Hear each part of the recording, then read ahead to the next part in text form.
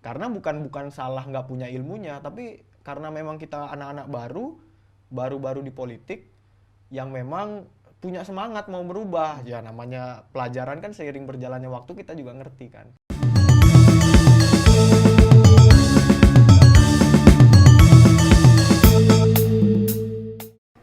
Semeton Gema Bali, salam jumpa.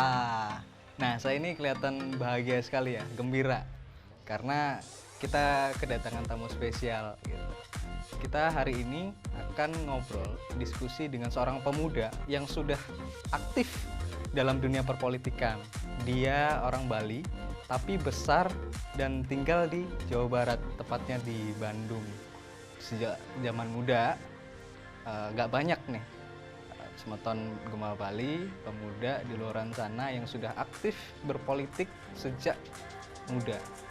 Nah, langsung saja kita sedang bersama I Gede Ngurah Eka Darmayuda. Salam jumpa. Salam jumpa juga ini buat Bang Riki. Ya. Sehat-sehat Bang Riki? Sehat. Iya, terima kasih Astagfirullah. udah mengundang juga ke Gema Bali. Terima kasih udah. Tadi gimana salamnya? Salam jumpa. Semeton Gema Bali.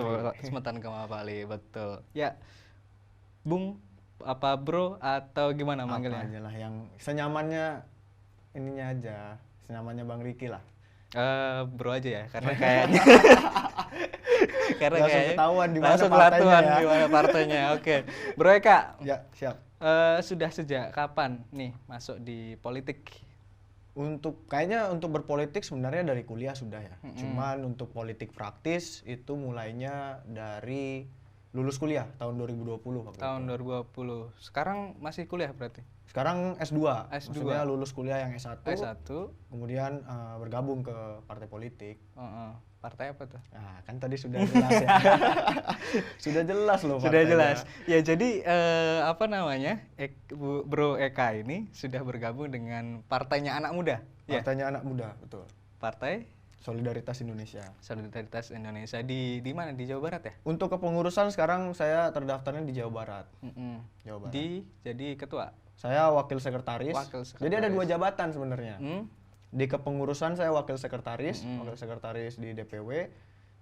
Untuk pemenangan pemilu jadi sekretaris Badan Pemenangan Pemilu untuk satu Jawa Barat. Satu Jawa Barat. Luar biasa. Pasti keliling-keliling terus itu ya. Iya, keliling. Pokoknya Jawa Barat 1 bulan bisa 14 kota kabupaten. Jadi kan Jawa Barat tuh 27 kan kabupaten kota. 1 bulan tuh bisa 11 kali, 14 kali keliling. Wih, Persiapan pemenangan kan. Tapi ya, memang sekarang lagi sibuk untuk persiapan 2022 begitu. 2024. Hah? 2024. Oh iya, 2024 sorry. Bro Eka, kenapa milih terjun ke partai politik?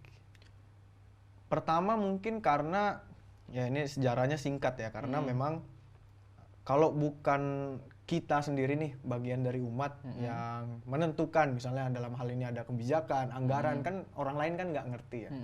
Itu alasan pertama. Alasan kedua ya memang mungkin karena bakat saya kayaknya di sini ya. Memang keinginannya di situ ya. Keinginan pribadi gitu. Okay. Untuk alasan kan kita harus temukan pertama kan. Terus juga yang kedua memang bagaimana katanya masa depan itu kan milik anak muda nih. Ya kita rebut aja dari sekarang kan daripada harus nunggu masa depan kan. Ngapain nanti? Ya, kalau sekarang bisa. Ya kan? Betul. Tapi kan nggak banyak nih anak muda, terutama orang Bali ya. Mungkin kalau di Bali memang orang Bali semua yang berpolitik. Tapi kalau yang di luaran ini kan jarang sekali orang Bali atau umat kita ini yang berpikiran untuk langsung terjun berpolitik dan masuk ke partai politik. Sebenarnya apa sih yang mendorong untuk langsung terjun gitu ke sana? Yang mendorong pertama mungkin adalah ini sih. Jadi memang awalnya aku masuk partai tuh rekomendasi sebenarnya. Rekomendasi dari teman. Masuknya ke kota dulu, kemudian tiba-tiba melejit langsung ke DPW kan, pimpinan wilayah gitu. Dari DPW disitulah baru ketemu alasannya gitu. Karena dilihatnya, ternyata banyak nih. Kalau kita sudah di dalam tuh info A1 itu kan banyak ya. Info A1 itu kan banyak. Nah, jadi di situ kita bisa kelihatan bahwa ternyata banyak hal yang bisa kita perbaiki walaupun kita seorang legislatif gitu. Biasanya orang berpikirnya kan eksekutifnya yang mengeksekusi, tapi kalau dari Legislatif ngapain sih gitu kan, kerjanya ngapain sih kan benar. gitu. Kalau udah nggak bener legislatifnya ya ke eksekutifnya juga nggak bener gitu. Pada itu hal pertama. Yang kedua ternyata lewat kebijakan semua kena. Dibanding kita misalnya ibaratnya nih, saya pengusaha kaya misalnya, ya yang kebagi bantuan kan nggak semuanya gitu. Tapi kalau kita legislatif, kalau kita eksekutif, itu satu kota kena gitu. Itu dasarnya. Jadi berpikir begitu tuh sejak masuk kuliah atau memang sejak dari kecil cita-citanya pengen jadi politisi gitu? Cita-cita politisi itu SMA munculnya. Oh, munculnya gitu. SMA. Terus mulai diasah di kuliah. Waktu itu di kuliah kan pertama jadi ketua KPU kampus tuh. KPU. Oh, KPU untuk kampus, BEM. BEM. Kuliah di mana sih? Di STHB, Sekolah Tinggi Hukum Bandung. Oh, Ketua PPU namanya, Panitia Pemilihan Umum. Oke. Kemudian jadi menteri luar negeri kan di BEM-nya kan. Nah, disitulah baru keasah, oh gini gitu, politik praktis level kampus ya, dalam tanda kutip level kampus. Ya akhirnya membuka mata bahwa saya punya kemampuan di sini gitu. Nggak di tempat yang lain, nggak di bidang yang lain gitu. Oh, akhirnya ya udahlah, mantapkan langkah. Kemudian tawaran datang, ya langsung ambil, kenapa tidak gitu. Jadi langsung ketika ada tawaran datang langsung ada kesempatan ya, langsung diambil. Ini kan istilahnya kalau politisi ya, sebenarnya dari tahun 2020 apalagi mulainya 2020 itu masuk ke politik praktis partaian itu kan masih baru gitu. Terus kemudian tadi alasan yang memutuskan untuk masuk ke sana udah dijelasin. Tapi kemudian ketika sudah masuk ini, itu gimana iklimnya di dalam? Kan muda nih, masih muda banget. Iklimnya di sana gimana? Kalau di partai lain aku nggak tahu ya, aku cerita di partai sendiri aja nih. Jadi kalau di PSI mungkin karena banyak yang sebaya, ya walaupun sebaya bedanya 4 tahun ya, lebih tua gitu. Tapi kan istilahnya masih sebaya lah ya, nggak terlalu jauh gapnya. Jadi bergembira sebenarnya berpolitik kita di dalam ya, bergembira, tapi pada beberapa momen memang kita harus belajar tetap sama yang lebih senior atau yang lebih dulu lah, sudah berkecimpung. Tapi iklimnya kerasa persaingan, bener. Walaupun kita istilahnya satu bendera, tapi tetap kan kita punya tujuan kita masing-masing gitu, bergabung ke dalam. Ya iklimnya, ya kalau diremehin mungkin di PSI nggak ada ya, karena memang kita kan brandingnya di sana kan, gitu. Menempatkan anak-anak muda yang punya potensi untuk bergabung gitu. Tapi yang paling mungkin kerasanya mungkin gara-gara hari ini partai lagi berjuang di verifikasi, jadi tekanannya ayo beresin data, ayo beresin dokumen, ayo beresin ini, mungkin masih di sana lah tekanannya. Karena mungkin termasuk baru ya mungkin ya di sana, jadi kayak oh ayo bantuin sana gitu, bener. Lebih banyak kerja gitu ya. Karena memang kita kan harus lolos verifikasi nih untuk ikut pemilu kan, percuma nih kita udah branding, udah ini kesana kemari nggak lolos kan ya cuma kan, makanya semua pikiran tenaganya tertuju pada beresin verifikasi gitu. Oh, gitu. Apa tantangannya nih? Semisal ada teman-teman yang juga tertarik ingin berpartai politik gitu. Sebenarnya apa sih tantangannya kita untuk bisa sampai masuk ke sana gitu? Termasuk apa yang dialami Bro Eka deh? Tantangan di dalam berpartai itu seperti apa sih? Tantangan yang paling berat kayaknya semua manusia deh ini tantangannya, konsistensi. Oh, gitu. Konsistensi, karena ya mungkin aku ada salah satu orang beruntung yang bisa langsung cepat ya. Karena mungkin kalau yang lain mungkin belum tentu merasakan bukan jalur ekspres ya, jalur ekspres maksudnya cepat banget bisa langsung naik ke atas. Cuman kalau nggak konsisten pun kita terbuang gitu, mau cepat naik kan istilahnya cepat naik cepat jatuh kan. Tapi kan kalau kita konsisten, mau belajar, mau ikut gimana arahan senior dan sebagainya, itu justru jadi nilai plus gitu, nilai plus yang akhirnya bisa membuat kita kita dapat ilmu baru. Oh, nanti cara ketemu orang begini, cara menyapa masyarakat begini. Kemudian cara mengatur organisasi internal tuh gimana gitu. Karena kan ya ini unik juga nih, di PSI itu uniknya kita banyak orang baru di politik. Jadinya banyak hal yang kadang-kadang kalau dijelasin di partai lain udah ngerti nih, tapi kalau di dalam kita nih harus dijelasin lagi gitu. Karena bukan salah nggak punya ilmunya, tapi karena memang kita anak-anak baru di politik, yang memang punya semangat mau berubah. Ya namanya pelajaran kan seiring berjalannya waktu kita juga ngerti kan. Nah itu yang pertama, konsisten, harus konsisten, kalau enggak ya terlempar-lempar gitu. Yang kedua itu harus mau, istilahnya kalau di dunia Shaolin tuh istilahnya serah kepala. Serah kepala itu artinya mau belajar. Serah kepala mau belajar, jadi istilahnya saya ketemu misalnya orang baru gitu ya, orang-orang yang memang sudah senior atau di partai, di internal, yang punya ilmunya, ya udah serah kepala, saya mau serah kepala, saya mau belajar gitu. Ya silakan kasih tugasnya, silakan kasih arahannya, silakan ini, saya akan coba kerjakan Berarti dengan ideologi sebaik-baiknya. keilmuan pikiran kita juga penting ya di situ. Harus. Makanya kenapa serah kepala gitu. Nah, banyaknya kan generasi Z itu, generasi saya kan merasa kita udah punya informasi dan pelajaran itu langsung dari HP kan. Ya ibaratnya dari internet kan dan sebagainya. Merasa akhirnya, oh udah punya semua nih kita, ngapain lagi belajar sama orang lain kan, bener kan? Tapi nggak bisa dipungkiri, namanya orang udah punya pengalaman langsung, beda tuh sama yang ditulis tuh beda. Iya, itu. praktisi jelas punya pengalaman yang lebih kan, daripada kita hanya belajar teori-teori kan. Betul. Bro, berarti kemarin kenapa mutusin gabung ke PSI? Kan ada banyak tuh partai lain, ada PDI, ada Golkar, ada Demokrat yang juga punya kelompok-kelompok mudanya, anggota-anggota mudanya gitu. Kenapa milih ke PSI kemarin? Nah, ini jawabannya mau serius atau yang gimana nih? Ini jawabannya ada dua deh soalnya nih, harus dua-duanya deh, nggak apa-apa, biar Semeton ini tahu semua gitu loh, pemuda-pemuda ini tahu semua alasan kenapa milih PSI gitu. Pertama PSI kenapa? Karena kita yang muda-muda yang belum punya pengalaman itu langsung ditempatkan di struktural partai, bukan di sayap.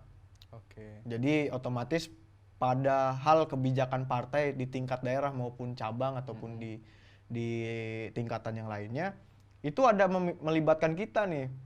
Ya kayak misalnya, ayo rapat hari ini kita mau nentuin besok kita melakukan kegiatan apa, targetnya apa, target elektabilitasnya bagaimana gitu. Itu kita dilibatkan gitu.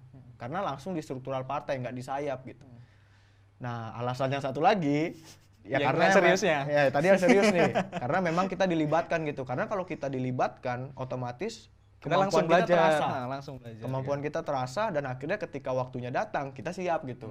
Belum lagi nggak lagi harus nelpon sana sini dulu, ini gimana kan nggak gitu. Emang kan kita praktisi langsung ya. Ya jadi kita langsung terasa kan cara mengambil keputusan dan sebagainya. Nah itu yang terus yang nggak seriusnya. Nah yang nggak seriusnya karena PSI yang datang paling pertama.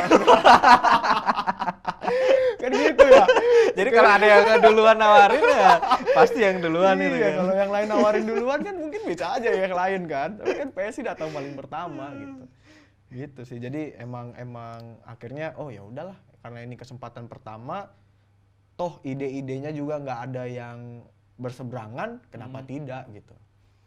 Tapi nyaman ya di sana menurutmu ya? Ya nyaman, ya namanya nyaman mah kalau kita bikin nyaman kan itu kan mindset aja ya maksudnya di dalam pikiran kan, di dalam pikiran aja kalau masalah nyaman. Karena dimanapun ya kan temanku lintas partai kan banyak ya. Ya mereka tetap bilang di partainya nyaman kan. Jadi kan maksudnya akhirnya oh ini mah masalah pikiran dan hati aja. Kalau memang kitanya ikhlas nyaman pasti. Kalau nggak ikhlas pasti bawaannya nggak nyaman tuh. Kalau keluarga ini nggak support nggak? Support, kalau keluarga support. Karena mungkin yang paling beda sendiri ya. Iya. Lumayan nih katanya. Adik-adiknya kemana? Berapa kan? keluarga? Bersaudara itu bertiga. Bertiga yang adik satu itu baru kerja, baru keterima kerja di Jakarta. Sekarang tinggal di Jakarta. Oh oke. Yang bungsu bentar lagi mau lulus, lagi skripsian. Oh. Jadi dekat-dekat jaraknya kan. Nah, yang paling kecil tuh katanya mau jadi peneliti, kan mau jadi ahli gizi lah. Berin aja. Mau jadi ahli gizi. Yang ini kan udah kerja corporate kan. Private corporate. Nah, kakaknya nih kan, oh beda sendiri ya, masih support dong. Bahaya kalau nggak support kan. Berarti 3 anak ini beda-beda Beda semua. Ini kayaknya orang tuanya agak pusing. pusing. Kayaknya paling pusing sama anak pertamanya kayaknya. Supportnya gimana orang tua? Kalau orang tua sih supportnya nggak dihalangin aja sih. Jadi kayak misalnya kasih petuah lebih seringnya kayak gimana persiapan buat ini udah sampai mana? Oh ya kemarin ketemu orang ini. Oh yaudah kalau ketemu orang tipikal yang kayak gini tuh nanti pembawaannya harus gimana? Kalau ketemu orang yang karakternya bagaimana, pembawaannya bagaimana. Lebih ke petuah sih sebenarnya. Karena mereka kan udah punya pengalaman ketemu banyak orang ya yang dengan karakter yang berbeda. Jadi belajarnya di situ. Bahkan sampai ngajarin dulu kan tukang demo. Nah, nanti cara ngadepin demo gimana? Iya dulu ya mahasiswa masih S1 juga kan dulu aktif juga ya di organisasi. Ya beberapa kali lah demo-demo. Oke. Jadi sekarang demonya udah beda. Udah langsung bawa tulisan kan. Tulisan aja dulu. Kayak gitu ya. Jadi memang kalau mungkin di umurnya Bro Eka ini teman-teman yang masih mahasiswa ya, memang perjuangnya mungkin di organisasi begitu ya. Tapi kalau memang langsung berkecimpung dalam politik praktis kepartaian, pasti perjuangannya mindsetnya juga beda. Berbeda gitu. Karena memang itu kerasa banget ya. Jadi kan memang banyak nih semenjak aku udah mulai kan, Bang Riki juga follow IG kan. Jadi semenjak mulai tampilannya merah-merah nih kan dibanding dulu, itu mulai banyak yang DM kayak, "Oh, mau gabung lah. Bang, mau gabung lah. Kang Eka mau gabung lah, mau gabung," gitu. Nah, setelah ngobrol-ngobrol, mindsetnya masih sama kayak di organisasi. Nah, disitulah baru beberapa hal yang paling mendasari perbedaan di parpol. Parpol juga organisasi ya, cuma maksudnya dalam hal ini organisasi kemahasiswaan gitu. Yang membedakan tuh ada dua sebenarnya, ada deadline dan ada currency. Currency-nya beda. Jadi kalau di parpol kita punya deadline. Kalau sekian mau maju nih, jadi kamu harus nyiapin sekian dapil. Nggak, maksudnya parpol tuh secara parpol deadline-nya kan satu, pemilu. Oh iya. Itu kan deadline kita tuh ngukur segimana perjuangan kita iya, betul, atau betul. Nah, dari deadline ini muncullah currency. Currency kita cuma satu sebagai parpol, suara kan, vote. Oke. Jadi jangan pikirin yang lain gitu. Jadi kalau kita udah di parpol, pikirannya cuma dua ini, nggak ada yang lain tuh. Berarti emang harus ngejar betul turun betul. nyari suara ya. Betul. Supaya punya currency tadi itu, publik mengakui bahwa partai PSI memang layak gitu ikut pemilu dan kemudian layak dipilih. Betul. Kan begitu. Nah, itu yang akhirnya banyak teman-teman yang baru-baru gabung, ntar Kak istirahat dulu udah. Oke, belajar lagi Kak, bentar. Minggu depan lagi baru datang lagi. Gitu jadinya. Mereka kalau mau gabung ke partai politik, ini apa sih yang disiapin? Teman-teman muda ini pasti pengen tahu juga nih, mau gabung ke partai politik kan takut-takut nih. Kadang karena partai politik itu kan identik dengan lo harus punya modal nih, lo harus punya dana nih gitu. Sebenarnya apa sih yang harus disiapkan, yang paling penting nih menurut mereka? Kalau yang paling penting tuh sebenarnya harus tahu diri sendiri sih. Jadi kayak aku ya contohnya. Waktu itu tanya kan diri, ini kemampuanku sebenarnya di mana gitu. Oh, kemampuannya di pikiran gitu, bukan di hal-hal teknis kan. Ya udah, manfaatin kemampuan itu untuk kepentingan partai kan gitu. Nah, itu yang harus ditahu tuh. Saya jagonya di mana gitu. Jadi jangan kira kalau masuk partai politik itu udah pasti harus berpolitiknya. Kan kita juga butuh tim media sosial ya. Iya. Partai kan butuh tim media sosial juga. Jadi nggak semua langsung terjun gitu ya. Iya, kan ada waktu-waktu masing-masing. Langsung jadi caleg, langsung jadi itu enggak. Kan kayak tadi bilang, partai kan butuh tim media sosial juga. Tim media sosial oke lah yang briefing dari atas, tapi kan yang mikirin konsepnya kan tim itu. Wah, artinya kan dia kritis di sana kan, punya kemampuan untuk menerjemahkan apa keinginan pimpinan gitu. Kita juga butuh tim media sosial. Tim yang lain-lainnya kayak peneliti, surveyornya dan sebagainya kan ada juga di dalam. Jadi jangan berpikiran kalau masuk partai politik pasti jadi politisi, ya nggak juga. Itu kan pilihan masing-masing di internalnya. Tinggal mau nyalon atau enggak. Iya, nggak masalah. Terus apalagi yang disiapin kira-kira? Yang kedua itu harus berani sih. Harus berani, jangan takut, karena jangan takut tuh maksudnya bukan hanya berani ngelawan ya. Maksudnya jangan takut salah juga gitu. Berani untuk salah. Walaupun memang kadang-kadang orang mikirnya kan salah itu di kampus gitu. Ya nggak apa-apa, kesini juga masih salah, nggak apa-apa. Santai aja. Kan aku juga kan selama di partai juga kan masih sering salah kan. Masih banyak yang keliru ternyata. Terus belajar lagi kayak misalnya ada konflik nih. Manajemen konfliknya gimana? Mengatasi ego dua orang nih gimana akhirnya damai gitu. Jadi harus berani untuk benar, berani untuk salah juga. Jangan malu lah, jangan malu belajar gitu. Yang ketiga persiapannya harus bukan matang, gimana bahasanya. Jadi persiapannya udah yakin mau masuk ke politik gitu. Jadi harus meyakinkan diri dulu. Wah, gue udah yakin nih masuk politik. Nah, makanya jalurnya adalah partai politik. Nah, betul. Nah, yakin di sini yang harus ditemukan pertama, keyakinan itu alasan. Kenapa? Find your why. Kan gitu ya? Ada nggak bukunya di sini? Nggak ada kayaknya. Belum ya? Nah, itu paling penting tuh, find your why. Karena kalau udah ketemu why-nya, biasanya enak tuh jalannya ke depan. Ya kalau rintangan kan namanya hidup ya, pasti ada. Pasti ada. Cuma kalau udah ketemu alasannya kenapa, wah semua itu dikejar tuh. Maksudnya dalam arti, pengen belajar ini, ajarin ini, ajarin itu. Gue mau ini, ajarin, wah gitu. Karena udah ketemu why-nya. 3 itu aja sih, nggak usah banyak-banyak. Ya masalah modal mah, gampang lah itu nanti bisa bisa kalau kalau kamu berprestasi biasanya partai ngasih tambahan. Oh, jadi memang sebenarnya partai juga kan ada tempat untuk apa namanya jalur-jalur prestasi. Lo kelihatan bagus nih, lo harus ke sana dibantu sama Iya, partai, dibiayain sama sebenarnya partai partai punya gitu. itu semua partai punya itu.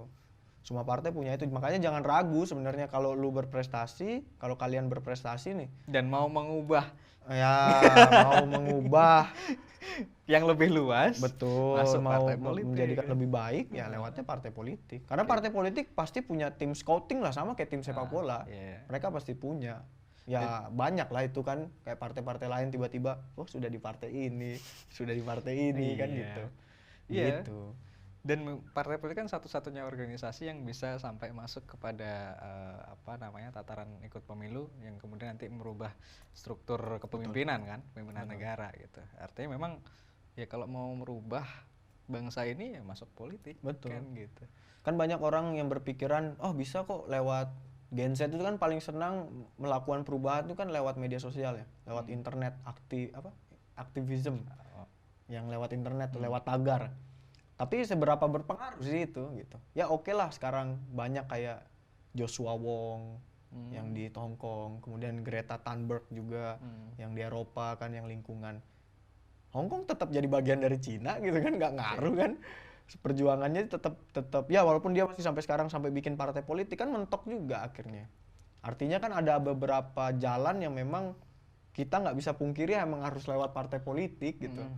Di situ. Nah, kalau kita yang muda-muda ini udah jadi satu nih, menang misalnya di pemilu kan enak tuh, kebijakan ke depan kan bisa kita tentukan gitu. Iya. Jadi makanya di Bandung itu walaupun kita lintas partai tapi dia yang muda, kita bikin grupnya kita sendiri gitu. Jadi mau ada apa teman-teman yang lintas partai juga bisa kita saling komunikasi Betul, gitu ya. karena kita nggak bisa pungkiri ada hal mendesak yang jadi bagian dari generasi kita yang harus kita tuntaskan gitu loh. Makanya kita tetap komunikasi ya walaupun nantinya kepentingan partai masing-masing tetap harus ada kan. Cuma kan beberapa hal yang krusial kita sepakat gitu, idea kita di sini gitu.